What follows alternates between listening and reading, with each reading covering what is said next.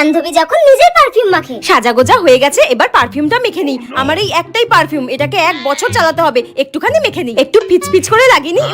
ব্যাস, এবার একটু হাতের এখানে লাগিনি। এখানে লাগালে তো সারা শরীরে ছড়িয়ে পড়ে।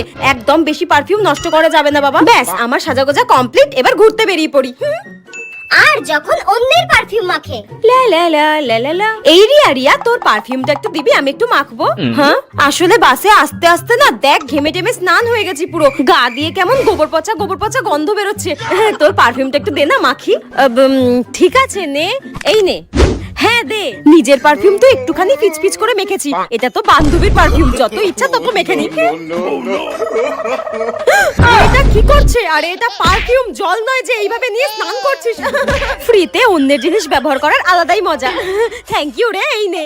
হ্যাঁ, এই পারফিউমটা আমি আজকেই কিনেছিলাম। তোকে পারফিউমটা দেওয়াই আমার ভুল হয়েছে, শাকচুরি ডাইনি একটা।